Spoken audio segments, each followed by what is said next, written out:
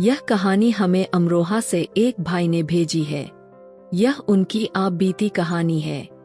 इस आप बीती कहानी में वे अपना नाम गुप्त रखना चाहते हैं। यह इस वक्त 45 साल के हैं। इनके जीवन में जो घटना घटी है वे आपके सामने रखना चाहते हैं। और यह बहुत दिलचस्प आप बीती कहानी है। दिल थाम कर सुनिएगा। मेरी मालकिन ने मुझे अपनी 15 साल की बेटी के साथ एक रात उसके कमरे में मुझे बंद कर दिया और कहा कि आज रात तो खूब मजे करो। मैं हैरान था, कोई माँ ऐसे कैसे कर सकती है। वह बेचारी सो रही थी। उसे सोता देख मेरी नीयत खराब हो गई और पूरी रात मैंने उसके साथ जो किया उसने तो मेरी जिंदगी ही बदल दी, क्योंकि उसने मेरा नाम रोहिला है। मैं बेरोजगारी से बड़ा ही परेशान था। जगह जगह नौकरी ढूंढकर अब थक चुका था। एक दिन मेरा एक इंटरव्यू था, लेकिन वहां भी मुझे नौकरी नहीं मिली। गर्मी बहुत तेज थी। जब मैं वहां से निकल रहा था तो सर उठाकर आसमान की तरफ देखा। धूप इतनी तेज थी कि आंखें खुल ही नहीं रही थी। चेहरे से पसीना टपक रहा था। मैंने खुद से कहा, लगता है आज सूरज भी मेरी मेहनत का मजाक उड़ा रही है। जिंदगी के धक्के तो पहले ही खा रहा था, अब गर्मी ने भी मेरा दिमाग खराब कर दिया। मैंने अपने हाथ में पकड़ी हुई फाइल से खुद को ढकने की कोशिश की और पैदल ही आगे बढ़ने लगा। सड़क किनारे तेज कदमों से चलता जा रहा था। तभी एक पेड़ नजर आया। मैं उस पेड़ की छांव में आकर खड़ा हो गया। वहां थोड़ा सुकून मिला। बैग से पानी की बोतल निकाली, लेकिन वह भी खाली निकली। गला सूख रहा था। दूर दूर तक पानी का कोई इंतजाम नहीं दिख रहा था। लोग अपने अपने काम में बिजी थे और मैं अकेला ही अपनी किस्मत से लड़ रहा था। प्यास मेरी हालत खराब करके रख दे रही थी। तभी मुझे ऐसा लगा जैसे कोई मेरे पास आकर खड़ा हुआ है। किसी ने मेरी तरफ हाथ बढ़ाया। जब मैंने देखा तो वह एक औरत का हाथ था। गोरा दूध जैसा सफेद हाथ में सोने की चमकीली चूड़ी पहने हुए थी। हाथ में एक ठंडे पानी की बोतल थी। मैंने नजर ऊपर उठाकर देखा तो वह एक बेहद खूबसूरत औरत थी जिसने लाइट ग्रीन सूट पहन रखा था। उसकी उम्र करीब 46 साल होगी, लेकिन उसे देखकर कोई भी नहीं कह सकता था वह इतनी बड़ी होगी। उसका शरीर, उसका ध्यान, उसकी आंखों की चमक और होठों की मुस्कुराहट, सब कुछ इतना परफेक्ट था जैसे किसी मॉडल की तस्वीर हो। उसने कहा, यह लो पानी पी लो, तुम्हें प्यास लगी है ना? मैं काफी देर से तुम्हें देख रही हूँ, तुम बहुत परेशान लग रहे हो। मैंने चुपचाप बोतल ले ली और एक सांस में पूरा पानी खत्म कर दिया। वह औरत बेहद अमीर लग रही थी। बड़ी सी गाड़ी में आई थी और उसका रहन सहन देखकर अंदाजा लग गया था कि वह किसी बड़े घर से संबंध रखती है। मैंने धन्यवाद किया और कहा, मैं यहाँ पास के एक ऑफिस में इंटरव्यू देने आया था, लेकिन नौकरी नहीं मिली। बहुत कोशिश कर चुका हूँ लेकिन किस्मत साथ नहीं देती। मैंने फिर से उसका धन्यवाद किया और घर की तरफ चलने लगा। घर पर मेरी माँ बीमार है। जवान बहन मेरा इंतजार कर रही होगी। सब्जी लानी थी, खाना बनाना था। घर की सारी जिम्मेदारी मेरे कंधों पर थी। पैसों की तंगी की वजह से मैं ज्यादातर पैदल ही चलने की कोशिश करता था। मैं वहां से निकल रहा था कि मुझे महसूस हुआ कोई मेरा पीछा कर रहा है। जब पीछे मुड़कर देखा तो वही ग्रीन सूट वाली औरत थी। वह मुस्कुरा रही थी, मेरी तरफ देख रही थी। मैं हैरान रह गया। मैंने सोचा शायद उसका भी घर इसी रास्ते पर होगा, लेकिन वह पैदल क्यों आ रही थी? यही सोचते हुए मैं आगे बढ़ रहा था।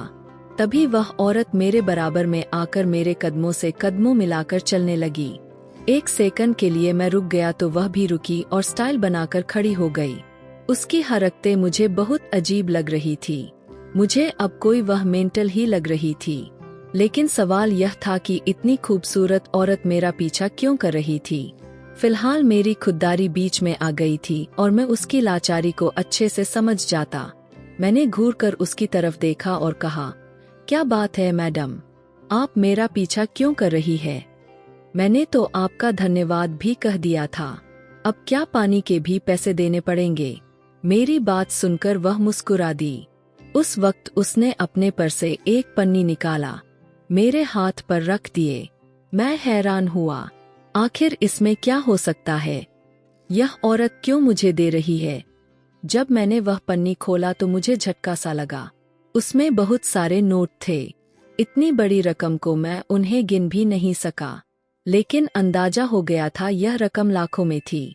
मेरे तो हाथ पांव कांपने लगे। इधर मेरी जेब में सिर्फ कुछ सिक्के थे और यहाँ लाखों मेरे सामने रखे थे। वह बोली, यह पैसे तुम्हारे हो सकते हैं, मैं इसे तुम्हें दे सकती हूँ। क्या तुम इन पैसों के लिए मालिक बनना चाहोगे? उसकी बात सुनकर मैं हैरान रह गया। आखिर किस काम के लिए वह मुझे लाखों रुपए दे रही थी? मैंने पूछा, मैडम, आप मुझे यह 8 लाख रुपए क्यों देना चाहती है? हम तो एक दूसरे को जानते तक नहीं, ना कोई पहचान है, ना मैंने आपके लिए कोई काम किया है। फिर आप मुझे इतनी बड़ी रकम क्यों दे रही है? क्या आप मुझे बेवकूफ बना रहे हैं? वह औरत मेरी आंखों में आंखें डालकर बोली, मैं तुम्हें कुछ बताना चाहती हूँ, लेकिन यहाँ नहीं। चलो किसी जगह बैठकर तसल्ली से बात करते हैं। वह मेरे आगे आगे चल रही थी। मैं उसके पीछे पीछे। मेरे दिल में एक अजीब सी खुशी थी। आखिर 8 लाख छोटी रकम नहीं होती, खासकर मेरे जैसे इंसान के लिए। यह पैसे जिंदगी बदल देने वाले थे। इतने पैसों में अपना खुद का कोई काम शुरू कर सकता था। मेरे दिमाग में हजारों ख्याल चलने लगे। यह औरत मुझे लेकर एक बड़े से होटल में पहुंची। अंदर आने के बाद हम दोनों एक कोने में बैठ गए। उसने वेटर से एक कॉफी मंगवाई। थोड़ी देर में उसके पास किसी का फोन आया और वह बात करने के लिए उठकर चली गई। मैं चारों तरफ होटल को देख रहा था। बहुत बड़ा और बहुत खूबसूरत होटल था। यहाँ सिर्फ अमीर लोग ही आते होंगे। मैं तो कभी उसके पास से भी नहीं गया था। थोड़ी देर के बाद वह औरत वापस आई और अपनी कुर्सी पर बैठी तो कॉफी भी आ चुकी थी। उसने कहा, कॉफी पियो, बातें करते हैं। मैं मन ही मन सोच रहा था, ना जाने यह औरत मुझसे क्या कहने वाली है। वह मोबाइल में कुछ कर रही थी जिसे देखकर मैं थोड़ा घबरा गया था। मुझे डर था कहीं वह मुझे ऐसी कोई काम के लिए ना कह दे जिसे मैं नहीं कर सकता। मैं एक ईमानदार इंसान हूँ। हमेशा आलतू फालतू चीजें मेरी जिंदगी से बिल्कुल अलग रहती है और मैं हमेशा सादगी में रहने वाला इंसान था। कोई गैरकानूनी या गलत काम करवाकर मुझे फंसाना तो नहीं चाहती। थोड़ी देर के बाद उसने मोबाइल साइड में रख दिया। मेरी कॉफी खत्म हो चुकी थी। फिर उसने जो बात कही उसे सुनकर मेरे होश उड़कर रह गए। वह बोली, तुम्हें मेरी बेटी के साथ एक रात बितानी होगी। मेरी बेटी को लड़कों में बहुत दिलचस्पी है। यकीन मानो वह तुम्हारे जैसे जवान लड़कों के लिए तो पागल हो जाएगी। कल उसका जन्मदिन है और मैं चाहती हूँ उसे कोई खास गिफ्ट मिले। मैं उसे तुम्हें गिफ्ट करना चाहती हूँ।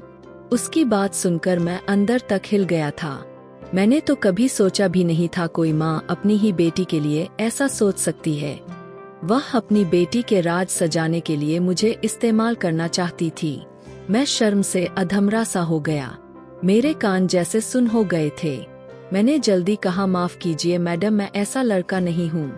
भले ही मैं बेरोजगार हूँ, गरीब हूँ, लेकिन मेरी सोच और इज्जत मेरी सबसे बड़ी पूंजी है। मैं कभी ऐसा घिनौना काम नहीं कर सकता। इतना कहकर मैं उठकर जाने ही वाला था कि उसने फिर वही 8 लाख वाला लिफाफा मेरे सामने रख दिया और पैसों को मेरी आंखों के सामने हिला रही थी। उसकी उस हरकत ने मुझे मजबूर कर दिया था। मैं भी तो अपनी जिंदगी को संवारना चाहता था। मुझे दूर दूर तक कोई उम्मीद नहीं दिख रही थी। एक गोल्डन मौका था जिसे अपनाकर शायद मेरी किस्मत बदल सकती थी। मैंने उस औरत को देखा जो पैसे हाथ में हिलाते हुए मुस्कुरा कर मुझसे कह रही थी, सोच लो, इसमें तुम्हारा ही फायदा है। एक रात की ही तो बात है और सिर्फ एक रात है जो तुम्हारी तकदीर बदल सकती है। मुझे तुम बहुत जरूरतमंद लगते थे, इसलिए सोचा तुम्हारी मदद कर दूं, वरना मेरी बेटी को लड़कों की कोई कमी नहीं है। सिर्फ एक रात बिताने के तुम्हें इतने पैसे मिल रहे हैं, फिर उसमें परेशानी वाली क्या बात है? या फिर तुम इस काबिल नहीं हो कि किसी लड़की के साथ एक रात बिता सको? यह कहकर वह जाने को हुई और मुस्कुराने लगी, जबकि मैं बहुत शर्मिंदा हो गया था। मैं सोच रहा था क्या करूं क्या नहीं, उस औरत की बात मान लूं या मना करके घर लौट जाऊं। घर में भी बहुत तंगी चल रही थी। माँ बीमार थी। समझ नहीं आ रहा था क्या फैसला लूं। मेरी एक जवान बहन थी जिसकी शादी करनी थी और हमारे पास कोई और सहारा नहीं था। छोटा सा घर था हमारा। पापा कई साल पहले ही दुनिया छोड़कर जा चुके थे। माँ ने जैसे तैसे मुझे बड़ा किया, पढ़ाया लिखाया, लेकिन फिर भी नौकरी नहीं मिल पा रही थी। बेरोजगारी मुझे खा रही थी। मैंने जल्दीबाजी में फैसला ले लिया। मैं उस औरत की बात मानने के लिए तैयार हूँ। वो मुस्कुरा दी और बोली, मुझे तुमसे यही उम्मीद थी। यह पैसे तुम्हारी तकदीर बदल देंगे। फिर उसने 8 लाख रुपए में से 0 एडवांस देकर बोली, यह लो तुम्हारा एडवांस, जाओ जाकर अच्छे से तैयार होकर आओ, बाकी पैसे काम के बाद मिलेंगे। मैं वह 500 रुपए लिए घर की तरफ निकल पड़ा। रास्ते में मैंने होटल से खाना खरीदा, माँ की दवाई ली, कुछ फ्रूट और थोड़ा राशन भी भरवा लिया। जब मैं घर पहुंचा तो माँ ने मेरे हाथ में इतना सारा सामान देखा तो पूछ बैठी, आज सब्जी नहीं बल्कि बाहर से पका हुआ खाना लेकर आया हूँ। वह हैरान थी क्योंकि मैंने आज तक इतना सामान लेकर कभी नहीं आया था। माँ और बहन मुझसे सवाल करने लगी, इतने पैसे कहाँ से आए? सुबह तो कह रहे थे पैसे नहीं है। उनकी बात सुनकर मैं थोड़ा घबराया था, लेकिन माँ के सामने झूठ बोलने के सिवा कोई रास्ता नहीं था। हाथ मुंह धोते हुए मैंने कहा, माँ मेरी नौकरी लग गई है, उन्होंने एडवांस दिया है, उन्हीं पैसों से यह सामान लाया हूँ। सोचा बाजार से खाना लेता चलूं, बहन को भी आराम मिल जाएगा। बहन बहुत खुश हो गई क्योंकि वह हमेशा घर के कामों में लगी रहती। आज पहली बार उसे खाना बनाने से छुट्टी मिली थी। माँ मेरी नौकरी की बात सुनकर बहुत खुश हो गई थी। कहने लगी, भगवान तुझे कामयाबी दी बेटा, अगर सब कुछ इसी तरह चलता रहा तो घर के हालात बदल जाएंगे। बहन ने मेरे लिए खाना लगाया, हम तीनों साथ बैठकर खाना खाए, लेकिन मेरा मन अभी भी उस औरत की बातों में उलझा हुआ था। वह लड़की, वह रात, 8 लाख रुपए, क्या यह सब सच है या कोई जाल? जो भी था उसका सच तो कल ही खुलने वाला था। अगले दिन वक्त पर मैं तैयार हुआ, घर से निकलने ही वाला था कि माँ ने पूछा, बेटा इतनी तैयारी में कहाँ जा रहे हो? मैंने कहा, कल बताया था ना, मेरी नौकरी लग गई है, वहीं पर जा रहा हूँ। आप भगवान से प्रार्थना कीजिए, आपका बेटा कामयाब हो जाए। माँ की आंखों में उम्मीद थी और चेहरा खुशी से दमक रहा था। मैं घर से निकल पड़ा, एक रिक्शा पकड़ा और उस औरत के बताए पते पर पहुँच गया। जब मैं वहाँ पर पहुँचा तो सामने देखा, वह देखकर मेरी आंखें फटी की फटी रह गई। मैंने दोबारा उस पते को देखा, फिर उस जगह को कोई घर नहीं, एक महल था। इतना शानदार घर मैंने आज तक कभी नहीं देखा था। सोच में पड़ गया था, इतनी अमीर औरत ऐसा काम कैसे कर सकती है। मैं उसके दरवाजे पर खड़ा होकर उसके दिए हुए नंबर पर कॉल करने लगा। उसने फोन उठाया और कहा, कहाँ पर हो तुम लोग? मैंने बताया, मैडम मैं आपके घर के बिल्कुल बाहर हूँ। उसने कहा, बाहर क्यों खड़े हो, जल्दी अंदर आ जाओ, मैं तुम्हारा बहुत देर से इंतजार कर रही हूँ। मैं डरते हुए उस घर के अंदर गया। ऐसा घर तो मैं फिल्मों में ही देखा होगा। आज पहली बार किसी इतनी खूबसूरत घर के अंदर कदम रख रहा था। जैसे ही मैं अंदर पहुंचा तो वह औरत तैयार होकर मेरे सामने खड़ी थी। मैंने धीरे से उससे कहा, मैडम मैं कोई ऐसा वैसा लड़का नहीं हूँ, मैं मजबूर जरूर हूँ, लेकिन यह काम मजबूरी में ही करने आया हूँ। वह मुझे देखकर हंसने लगी और कहने लगी, मैं तो तुम्हारी नीयत देखना चाहती थी। मुझे लग रहा था कि तुम मेरा काम ढंग से नहीं करोगे, लेकिन अगर तुमने मेरा काम ठीक तरीके से नहीं किया तो मैं तुम्हें पैसे नहीं दूंगी। अगर तुम्हें यह पैसे लेने हैं, तुम्हें मेरे कहने के हिसाब से काम करना होगा। उसने मुझसे कहा, अच्छा चलो ठीक है, तुम बैठ जाओ।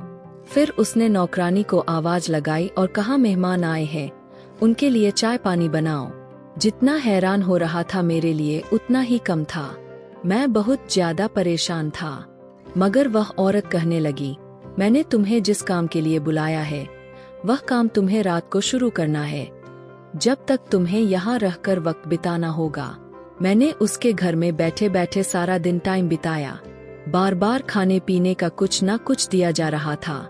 जब रात हो गई तो वह औरत मेरे पास आई और कहने लगी, तुम्हारा इंतजार अब खत्म हुआ, अब तुम्हें मेरी बेटी के कमरे में जाना होगा। मेरी बेटी तुम्हारा इंतजार कर रही है। मेरे दिल की धड़कनें अब तेज हो चुकी थी। अगर उसकी माँ इतनी खूबसूरत है तो उसकी बेटी भी तो उतनी ही सुंदर होगी। जब उसकी माँ ही खुद मुझे अपनी बेटी के कमरे में भेज रही थी तो फिर मैं उस काम को मना क्यों करूं? मैं सीढ़ियां चढ़ते हुए उस लड़की के कमरे के बाहर आ गया। उसकी माँ ने खुद ही वह कमरा खोला। मेरा दिल जोर जोर से धड़क रहा था। मैंने जैसे ही कमरे के अंदर कदम रखा, सामने का नजारा मेरे होश उड़ा देने वाला था। कमरे को इस तरह सजाया गया था जैसे आज मेरी सुहागरात हो रही हो। एक लड़की बेड पर लेटी हुई थी। वह लड़की बहुत ज्यादा खूबसूरत थी। इतनी खूबसूरत लड़की मैंने आज तक नहीं देखी थी। लेकिन एक अजीब बात थी, वह लड़की सो क्यों रही थी या फिर बेहोश थी? मैंने उसे देखकर उसकी माँ से सवाल किया, यह लड़की सो रही है? वह औरत धीरे से कहने लगी, क्योंकि यह बेहोश है और मैंने ही इसे बेहोश किया है। तुम्हें जो कहा है तुम सिर्फ वही करो। जब काम पूरा हो जाए तो मुझसे पैसे ले लेना। वह औरत मेरे कंधे पर हाथ मारकर चली गई और बाहर से कमरा लॉक कर दिया। मैं धीरे धीरे उस लड़की के करीब जाकर खड़ा हुआ। वह इतनी खूबसूरत थी कि मेरी नजरें ही टिक रही थी। मैं खुद पर काबू रखने की कोशिश कर रहा था कि जिस काम के लिए मुझे पैसे मिल रहे थे, मैंने उस पर ध्यान देना शुरू कर दिया। कमरे में मुझे लगभग 2 घंटे हो चुके थे। वह लड़की मेरा चैन चुरा चुकी थी। मैंने कमरे की खिड़की से बाहर देखा तो उसकी माँ टहल रही थी, शायद मेरा इंतजार कर रही थी। मैंने अपने शर्ट के बटन लगाए और सीढ़ियां उतरकर नीचे आ गया। उसकी माँ के पास जाकर खड़ा हो गया। वह मेरी तरफ घूरती हुई देखने लगी। मैंने चेहरे पर मुस्कुराहट सजाकर कहा, मैडम, आपका काम हो चुका है। यह सुनकर उसके चेहरे पर मुस्कान आ गई थी। वह कहने लगी, मेरी बेटी नींद से जागी तो नहीं है ना? उसने कोई एक्शन तो नहीं लिया ना? परेशान तो नहीं किया ना? मैंने साफ साफ शब्दों में कहा, नहीं, वह बेचारी तो बेहोश है और मैं अपना काम पूरा कर चुका हूँ। यह सुनकर अपनी खुशी से अपने पास से 8 लाख रुपए निकाले और मेरे हाथ पर रख दिए। कहने लगी, जाओ, अब दोबारा मुझे कहीं नजर मत आना। तुम्हारा काम पूरा हो गया है और ध्यान रखना, इस बारे में किसी को भी बताने की कोई जरूरत नहीं, वरना तुम जानते हो कि मैं तुम्हारा क्या हाल कर सकती हूँ और इस काम में तुम पर भी इल्जाम लगेगा। मैं उसकी हर बात को सुनकर वहाँ से निकल आया। बैठे बिठाए मुझे 8 लाख रुपए मिल गए थे। मेरे लिए यह बहुत खुशी की बात थी। सुबह माँ को बहाना बनाकर बता दिया। ऑफिस से पहले दिन बॉस ने मेरे काम से खुश होकर इतने पैसे दिए हैं। मैं उसे कोई नया रोजगार खोलूंगा। मेरा काम दिन ब दिन बढ़ता चला जाएगा और हमारी जिंदगी से गरीबी हमेशा के लिए चली जाएगी। माँ मेरी खुशियों को देखकर कुछ सोच में पड़ गई थी। रात हुई थी, उस औरत की फिर से कॉल आ गई थी। कॉल करते ही कहने लगी, तुमसे बहुत खुश हूँ, तुमने मेरे दिल की तमन्ना पूरी कर दी। मुझे नहीं लगता था कि तुम मेरा काम इस तरह करोगे। तुम्हारा काम बहुत पसंद आया है। अगर तुम्हें और पैसों की जरूरत हो तो बता देना, मैं भिजवा दूंगी। वह कहती रही, जिस हाल में मेरी बेटी है वह तुम नहीं जानते। तुमने मेरा काम बहुत आसान कर दिया। उसकी बातें सुनकर मैंने फोन काट दिया। मैंने मोबाइल निकाला, उस पर एक वीडियो चलाने लगा। क्या कमाल की वीडियो थी जो मैंने उस औरत के घर में रिकॉर्ड की थी। सही वक्त आने पर यह वीडियो उस औरत के जेब से और भी पैसे निकलवाने के काम आने वाली थी। और अब मेरे दिल में लालच जाग चुका था जो इतनी आसानी से खत्म होने वाला नहीं था। जब वक्त देखा तो रात के 12 बज रहे थे। अब मुझे सो जाना चाहिए था क्योंकि अगली सुबह मुझे एक बहुत बड़ा काम अंजाम देना था। अगली सुबह मैं जल्दी उठा, फिर उसी जगह चला गया, उस औरत के आलीशान बंगले की तरफ। ठीक 7 बजे का टाइम था, जब आमतौर पर अमीर लोग चैन की नींद ले रहे होते हैं। मैं उस बंगले के बाहर पहुंचकर एक नंबर पर कॉल की। थोड़ी देर के बाद दरवाजा खुला और वह औरत खुद बाहर निकल आई। फिर बिना कुछ कहे वह मेरे साथ बाइक पर बैठ गई। यह बाइक भी मेरी नहीं थी। मैंने अपने एक दोस्त से कुछ देर के लिए उधार ली थी क्योंकि मुझे सीधे कोर्ट जाना था। आज कोर्ट में उसी लड़की से कोर्ट मैरिज करने वाला था। जैसे ही हम कोर्ट के बाहर पहुँचे और मैंने उस लड़की की ओर देखा तो उसने अपना चेहरा झुका लिया और खड़ी हो गई। उसका नाम किरण था। वह बेहद खूबसूरत थी। उसकी बड़ी बड़ी आंखों में आंसू थे। जो कदम वह आज मेरे साथ उठाने जा रही थी, उसमें उसी की भलाई थी। मगर अफसोस, बीते हुए कल की बातें हमारे सामने आकर खड़ी होती है। शायद यही वजह थी। मैंने तय किया था मैं उस लड़की से शादी करूंगा। कुछ देर के बाद हम कानूनी तौर पर अब मियां बीवी बन चुके थे। मैं उसकी चुप्पी में उसका दर्द महसूस कर पा रहा था। उसका पूरा जिस्म कांप रहा था।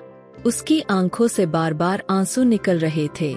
जब उसने कोर्ट में कोर्ट मैरिज के कागज पर साइन किए तो वह फूट फूट कर रो पड़ी थी। लेकिन यह कहना बहुत जरूरी होगा, कल रात जब मैंने उसके कमरे में गया था, वह औरत दरवाजा बंद करके चली गई थी। तब मैंने एक नजर उस लड़की को देखा था। वह बहुत ज्यादा खूबसूरत थी। किसी फिल्म की हीरोइन से कम नहीं लग रही थी। उसकी खूबसूरती ने मुझे पल भर को रोक लिया था। कोई भी लालची इंसान उस पल का फायदा उठाने को तैयार हो जाता, मगर उसके चेहरे की मासूमियत ने मुझे हिला कर रख दिया था। उसकी मासूमियत देखकर मेरा जमीर जाग गया था। मैं भी बहुत मजबूर था। मुझे पैसों की जरूरत थी, मगर दिल उलझ गया था। कमरे में टहलते हुए मैं सोच रहा था, काश ऊपर वाला मुझे कोई रास्ता दिखाए ताकि कुछ गलत ना करूं और जरूरत भी पूरी हो जाए। मैं उसके कमरे का तलाशी लेने लगा।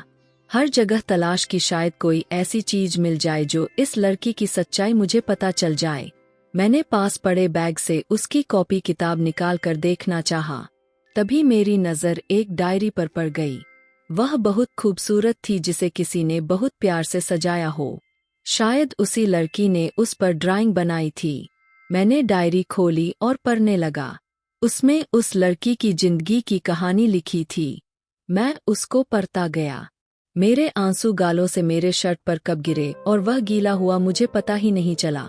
लिखा था कि औरत मेरी सौतेली माँ है, जिसने सबको यकीन दिला दिया है कि मैं पागल हूँ और मुझे घर से निकालना चाहती है ताकि मेरी जायदाद पर कब्जा कर सके। आगे लिखा था, मेरे माँ बाप मुझसे दूर हो गए हैं। उन्हें लगता है मैं सच में पागल हूँ, मगर मैं ठीक हूँ। अब यह सब मैं नहीं सहन कर सकती। अगर उस औरत ने दोबारा मुझे मेरे पापा की नजरों में गिराया तो मैं खुद को खत्म कर लूंगी। उस डायरी को पढ़कर मेरा दिल कांप गया। उस लड़की ने जो कुछ भी लिखा था उसमें गहरा दर्द था। बचपन से ही परेशान थी। मुझे उस पर बहुत तरस आया। उसकी सौतेली माँ, जिसने मुझे उस काम के लिए बुलवाया था, यही चाहती थी कि मैं उस लड़की के साथ रात बिताऊं ताकि उसका किरदार मिट्टी में मिल जाए और उसका बाप उसे अपनी जायदाद से निकाल दे। जबकि मैं उस औरत के कहने पर तैयार हो गया था, लेकिन मेरी आत्मा गवाही नहीं दे रही थी कि वह लड़की बेहोश थी। उसकी माँ ने जानबूझकर उसे नशा देकर सुला दिया था ताकि बेहोश हो जाए। जब होश में आए तो वह खुद को सुरक्षित महसूस करे। पर मैं इंसान था, हैवान नहीं था। मैंने तय किया, मैं उस लड़की के साथ कुछ भी गलत नहीं करूंगा। मैं कई बार उसे जगाने की कोशिश करता रहा। काफी देर तक कोशिश करने के बाद आखिरकार उसकी आंखें खुली। जैसे ही उसने कमरे के चारों तरफ देखा और फिर मुझे देखा तो वह घबरा गई, रोने लगी। बोली, तुम कौन हो? मेरे कमरे में क्या कर रहे हो? वो मुझसे दूर हट गई। उसकी आवाज भी उतनी ही मासूम थी जितनी वह प्यारी थी। मैं उसे चुप से देखता रहा। बोला, डरने की जरूरत नहीं है, मैं तुम्हें सब कुछ बता देता हूँ। मैं कोई गलत इंसान नहीं हूँ। उसके बाद मैंने उसे वह सब कुछ बता दिया जो उसकी माँ ने मुझे करने को कहा था और उसके बदले मुझे 1 लाख रुपए देने का वादा किया था। यह सुनकर तो उसे अपने कानों पर यकीन नहीं हो रहा था। वह अपने हाथों में चेहरा छुपाकर फूट फूट कर रोने लगी। कहने लगी, मुझे पता था मेरी सौतेली माँ बहुत घटिया औरत है, लेकिन यह नहीं सोचा था वह एक औरत होते हुए भी इस हद तक गिर सकती है। मुझे अपने बारे में बताते हुए कहने लगी, जब मैं 9 साल की थी, मेरी माँ की एक बीमारी की वजह से मौत हो गई थी। मैं अपने माँ बाप की इकलौती बेटी थी। मेरे माँ बाप मुझ पर जान छिड़कते थे। हमारे पास किसी चीज की कोई कमी नहीं थी। मेरे पापा ने जन्म देने के बाद ही बंगला मेरे नाम कर दिया था और जो बाकी प्रॉपर्टी थी वह मेरी माँ के इलाज में उन्होंने खर्च कर दी थी, क्योंकि वह मेरी माँ को किसी भी हाल में बचाना चाहते थे। उन्होंने पैसे को पानी की तरह बहा दिया, लेकिन फिर भी मेरी माँ को नहीं बचाया जा सका था। फिर एक दिन वह हमें छोड़कर हमेशा के लिए चली गई। उसके बाद मेरे पापा ने माँ की मौत के गम को दिल में बसा लिया और धीरे धीरे खुद को अकेलेपन में डुबो दिया। उन्होंने अपने बिजनेस से भी ध्यान हटा लिया। यह बंगला मेरे नाम था और मैं उसकी मालकिन थी, लेकिन अब मैं खुद को बेहद अकेला महसूस करने लगी थी। मुझे पढ़ाई भी करनी होती थी, मगर कुछ बातें ऐसी होती है जो एक मर्द सिर्फ अपनी पत्नी से ही कर सकता था। मैं बेटी होकर अपने पापा का भरपूर ख्याल रखती थी, मगर अपनी पढ़ाई में बिजी होने की वजह से उन्हें बहुत ज्यादा वक्त नहीं दे पाती थी। मेरे पापा को उनके कुछ रिश्तेदारों ने समझाया अब उन्हें दोबारा शादी कर लेनी चाहिए। उस वक्त मेरी उम्र 15 साल की हो चुकी थी और मैं धीरे धीरे बड़ी हो रही थी। फिर मेरे पापा ने अपनी दोस्त की बहन से शादी कर ली। वह औरत पहले से तलाकशुदा थी। उसके पहले पति ने उसे छोड़ दिया था। मेरे पापा ने उसी से शादी कर ली, उसे हमारे घर में सहारा दिया। मेरे पापा को लगा था कि वह औरत उनके साथ साथ उनकी बेटी का भी ख्याल रख लेगी। मुझे भी पापा की उस दूसरी औरत से कोई ऐतराज नहीं था, क्योंकि मुझे लगा उससे मेरे पापा का अकेलापन दूर हो जाएगा और मुझे भी माँ जैसा प्यार मिलेगा। लेकिन उस औरत ने घर में कदम रखते ही एक के बाद एक चालें चलनी शुरू कर दी, क्योंकि उसे अच्छी तरह से पता था कि पापा की बाकी सारी दौलत पहले ही माँ के इलाज में खत्म हो चुकी थी और अब सिर्फ यह बंगला बचा था जो मेरे नाम था। मेरे पापा का बिजनेस बहुत अच्छा चलने लगा था, क्योंकि दूसरी शादी के बाद उन्होंने फिर से काम पर ध्यान देना शुरू कर दिया था। लेकिन उस औरत को यह बात बिल्कुल बर्दाश्त नहीं होती थी।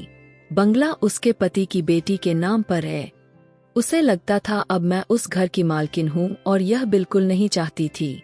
मैं उसे माँ समझकर उसके करीब जाती थी, लेकिन वह हर बार मुझे डांट देती थी।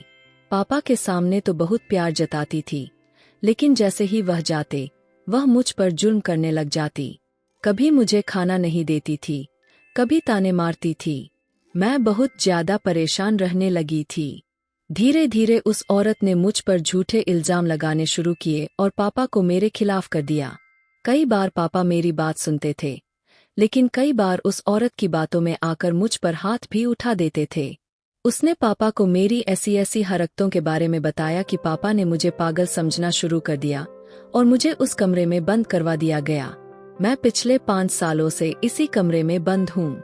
मेरी सौतेली माँ चाहती है मेरे पापा मुझसे मेरी जायदाद वापस ले लें, लेकिन अब तक उन्होंने ऐसा कोई इरादा नहीं जताया। मगर वह औरत लगातार कोशिश करती जा रही थी, किसी भी तरह यह बंगला उसके नाम हो जाए, क्योंकि अब वह उस घर में पापा की पत्नी बनकर रह रही है और उसे लगता है उस पर अब उसका ही हक है। लेकिन मैं नहीं चाहती मेरी जायदाद उसके नाम हो जाए। अगर वह मुझे बदले में प्यार देती तो मुझे माँ जैसा सुकून देती, तो शायद मैं खुद ही बंगला उसे दे देती। लेकिन वह मुझे सिर्फ इस घर से निकालना चाहती है। मुझे पता है अगर मैंने उस बंगले को उसके नाम कर दिया तो वह मेरा सब कुछ छीन लेगी और मुझे पूरी तरह खत्म कर देगी, और मेरी जिंदगी पहले ही नरक बना चुकी है। उसने मुझे पागल साबित कर दिया है, पापा को मेरे खिलाफ कर दिया है और अब वह मुझे कमरे से बाहर भी नहीं निकाल सकती। शायद इसलिए उसने यह चाल चली है। तुम्हें मेरे कमरे में एक रात के लिए भेज दिया ताकि किसी तरह उसको एक फुटेज मिल जाए। यकीन मानो इस कमरे में माँ ने कहीं ना कहीं कैमरा छुपाया हुआ है। सुबह होते ही वह सारी रिकॉर्डिंग पापा को दिखाएगी। इस बार पापा मुझे अपनी जायदाद से बेदखल करके हमेशा के लिए घर से बाहर निकाल देंगे और फिर वह औरत इस बंगले की अकेली मालकिन बन जाएगी। यह बताते हुए वह फूट फूट कर रो रही थी। कहने लगी, मेरे पास इस दुनिया में मेरे पापा के अलावा कोई नहीं है, लेकिन यह औरत मेरे पापा को मुझसे छीन चुकी है। मुझे ऐसी जिंदगी बिल्कुल भी अच्छी नहीं लगती। मैं ऐसी जिंदगी नहीं जीना चाहती और जोर जोर से चिल्ला रही थी।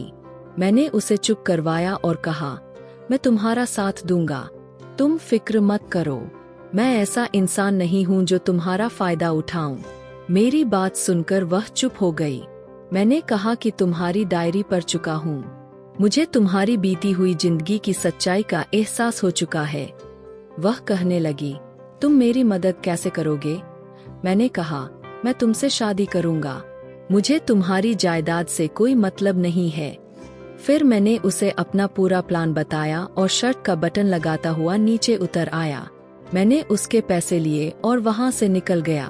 अगले दिन हमारे प्लान के हिसाब से किरण ने अपनी माँ को रोते हुए बताया कि उसकी इज्जत खराब हो चुकी है।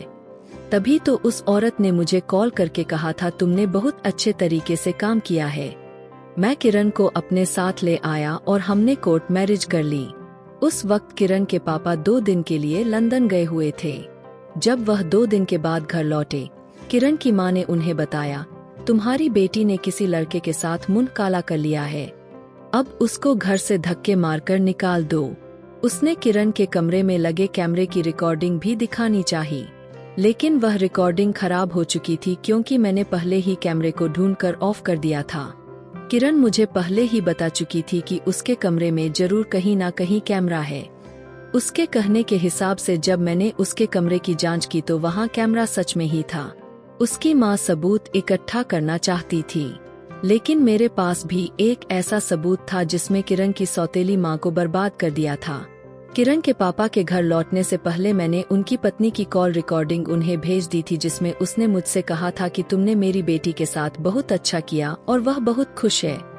यह आवाज तो मेरे पास की हुई कॉल की रिकॉर्डिंग थी और जो कुछ उसने अपने घर मुझसे बात की थी वह भी मैंने रिकॉर्ड कर लिया था। जो कुछ उनकी बेटी और मेरे बीच बात हुई थी वह भी मैंने रिकॉर्ड कर लिया था और मैं यह सारी रिकॉर्डिंग किरण के पिता को भेज चुका था। अब वह फूट फूट कर रो रही थी। अगर तुम्हें और पैसों की जरूरत हो तो बता देना। मैं यह सारी बात मोबाइल में रिकॉर्ड कर ली थी और वही रिकॉर्डिंग किरण के पापा को भेज दी थी। उन्होंने बेटी पर हाथ उठाने के बजाय पत्नी को थप्पड़ मार दिया। किरण की मां को उम्मीद नहीं थी कि अपने ही बिछाए जाल में वह खुद फंस जाएगी। किरण ने भी सब कुछ सच सच बता दिया और कहा कि वह मुझसे शादी कर चुकी है। सभी मौके पर पहुंचे और सारी सच्चाई बता दी। किरण के पापा ने अपनी दूसरी पत्नी को डिवोर्स देकर घर से निकाल दिया। अब किरण की सौतेली माँ दर-दर की ठोकरें खा रही है। किरण के पापा ने मेरी और किरण की शादी धूमधाम से करवा दी। हाँ, मेरे मन में भी एक बार लालच आया था, लेकिन मैं किसी औरत की इज्जत से खिलवाड़ नहीं कर सकता था। मेरी ईमानदारी देखकर उन्होंने कहा कि तुम्हें चोरी छुपे शादी करने की क्या जरूरत थी। मैं तो खुशी खुशी अपनी बेटी की शादी तुमसे करवा देता, और यही उन्होंने बड़े प्यार से हमारी शादी करवा दी। मेरी माँ और बहन को भी कोई ऐतराज नहीं हुआ था, क्योंकि किरण बहुत खूबसूरत होने के साथ साथ एक पारिवारिक और अमीर बाप की बेटी थी और वे 10वीं पढ़ चुकी थी। मैंने उसे और आगे पढ़ने दिया। सुहाग रात वाले दिन किरण बहुत खुश थी। भगवान ने यह रात मेरी रक्षा के लिए बनाया था और रक्षा करने के रूप में तुम्हें मेरे कमरे में भेज दिया था। मैंने उसके बहते आंसू साफ किए और उसको अपने सीने से लगा लिए। वह कुछ हद तक तसल्ली में हुई तो पहली शुरुआत उसी ने की। पहले उसने मेरे पैर छुए, उसके बाद मेरे दोनों हाथों को चूमे, उसके बाद उसने मेरी आंखों को चूमे। जब वह आंखों तक पहुंची तो मैं अपने आप में ना रह सका और टूटकर उससे लिपट गया। वह भी मेरे प्यार के लिए तरस रही थी। उसने कई मिनट तक मुझे सीने में दबाए रखा। जब उसको पूरा एहसास और तसल्ली हुआ तो और आगे बढ़े। मैंने उसके ब्लाउज के हुक को खोला तो वह शर्माकर कांप उठी। मैंने धीरे धीरे उसको हर पर्दे से आजाद कर दिया। लाइट डम की। मैंने उसके होठों को अपने होठों में लिया तो उसकी सांसें तेज चलने लगी। वह भी बेकाबू हो गई थी। उसने भी मेरे जीभ को अपने जीभ से टच कर बहुत सुकून महसूस कर रही थी। धीरे से उसके गर्दन और फिर उसके सीने पर और फिर उसके ब्यूटी बोन पर पहुंचा तो वह बहुत तेज तेज सिसकियां और आहें भरने लगी। उसे भी पूरा सुकून मिल रहा था और वह मेरा भरपूर साथ दे रही थी और फिर हम कुछ ही मिनटों में दो जिस्म एक जान हो गए थे। पूरी रात इसी तरह बीत गया। सुबह हुई तो माँ ने दरवाजा खटखटाया। वह तुरंत उठ बैठी और शर्माकर बाथरूम में घुस गई। जब वह नहाकर बाहर निकली तो बला की खूबसूरत लग रही थी। मेरा मन उसे देखकर फिर से बहक रहा था, लेकिन वह कमरे में ज्यादा देर रुकी नहीं। मांग में सिंदूर भरे और मेरा पैर छुए बाहर निकल गई और वह मुझे बेकाबू कर गई। मैं भी बिस्तर से उठ बैठा। नहा धोकर बाहर गया तो माँ के साथ रसोई में थी। मुझे ऐसा लग रहा था हर समय उसको मैं अपनी नजरों में रखूं। 1 साल बाद मैं एक बेटे का बाप बन चुका था। हमारी शादीशुदा जिंदगी हर रोज एक नई उमंग पैदा करती थी। हर दिन से ज्यादा लगता था कि आज ज्यादा प्यार किया उसने। यही थी रोहिला और किरण की प्रेम कहानी, जो एक काली रात से शुरू हुई थी और मोहब्बत में इस कदर बदल गई थी। और मेरी वीडियो आप लोग जहां कहीं से भी देखते हैं, कमेंट में अपने शहर और राज्य का नाम जरूर बताइए। मुझे आप लोगों के कमेंट पढ़ने में बहुत आनंद आता है और उन सभी का मैं बहुत बहुत धन्यवाद करना चाहती हूँ, जो लोग मेरी वीडियो को देखते हैं, लाइक करते हैं और शेयर करते हैं। अगर आपको आज की कहानी पसंद आई है तो वीडियो को जरूर लाइक कीजिएगा और अपने दोस्तों के साथ शेयर भी कीजिएगा। और हाँ, अगर आपने अभी तक हमारे चैनल को सब्सक्राइब नहीं किया है तो जरूर सब्सक्राइब कर लें। मिलते हैं हम अपनी कल की एक और नई दिलचस्प कहानी के साथ। मुझ पर सदा अपना प्यार और स्नेह बनाए रखें। सभी को मेरा प्यार भरा नमस्कार दोस्तों। खुश रहें, स्वस्थ रहें, मस्त रहें।